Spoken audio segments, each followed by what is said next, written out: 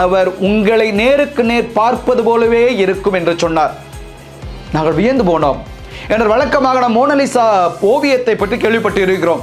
எந்த பக்கம் திரும்பினாலும் நம்மை பார்ப்பது போல ரசிப்பது போல இருக்கும் என சொல்லி. ஆனால் முதல் முறையாக நான் கேள்விப்பட்டேன், இறை இறக்க ஆண்டவருடைய அந்த ஒரிஜினல் படம் இருக்கிறது.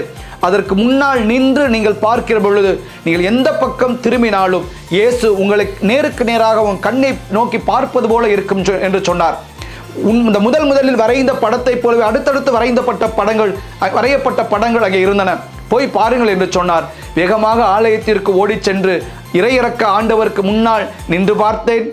சைடில் இந்த பக்கம் போனேன், அந்த பக்கம் போனேன், குனிஞ்சு பார்த்தேன், நிமிர்ந்து பார்த்தேன். இயேசு இறையிறக்க ஆண்டவர் நேரடியாக என்னை நோக்கி பார்த்து கொண்டிருப்பது போலவே இருந்தது. இந்த காணொளியில இறையிறக்க ஆண்டவர் காட்சி கொடுத்த ஃபவுஸ்தீனா வாழ்ந்த அந்த இடத்தையும் அவருடைய கல்லறையையும் தான் உங்களுக்கு நான் காட்ட போறேன்.